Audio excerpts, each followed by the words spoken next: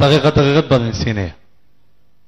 حنكون رئيسينيا مشرحة حسبك وطني مدني عبد الرحمن محمد عبد الله عرو maxaad qirsantay inay kaaga wanaagsan yihiin labada musharaxee kale ama adu aad ku fiican tahay iyagu kaaga fiican yihiin bal noo sharax daqiiqad koob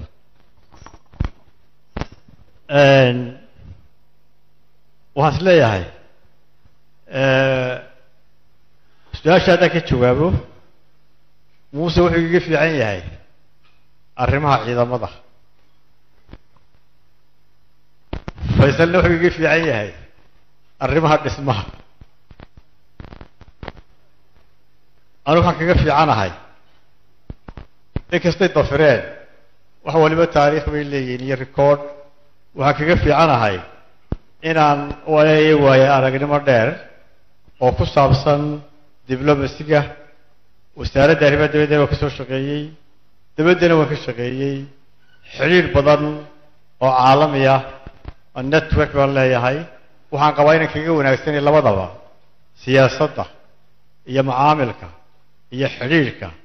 arrimaha dibadda waad mahadsantahay maxaad qirsantay inay kaaga wanaagsan yihiin labada musharax ee kale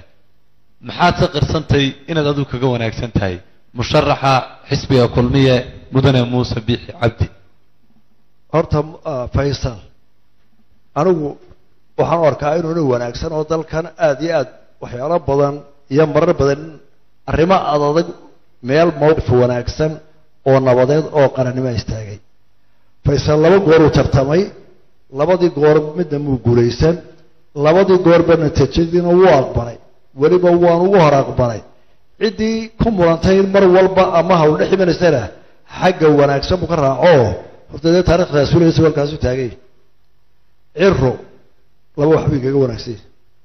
horta wuu iga qosol badan yahay waana mar kasta iska farxadsan waa farxadee waa wax ilaahiba ku siiyo waa talabaadee waa nin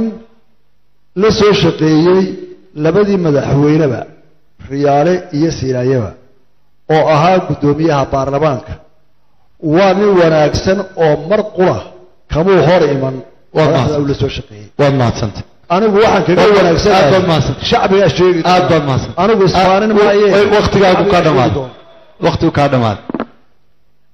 engineer Faisal cali waraabe maxaad kaga wanaagsan tahay maxay kaaga wanaagsan yihiin labada musharax ee kale maxaad qiraysaa waqti yar oo kooban baad haysataa daqiiqad cabdiraxmaan laba arrin buu iga fiican yahay waa khiyaamada iyo danaysiga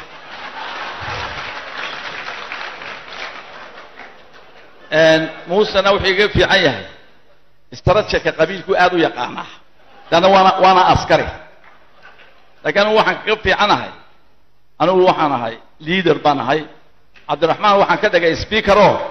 gudoomiye baarlamaan ka dhigayo wuxuu sameeyay shir gudoon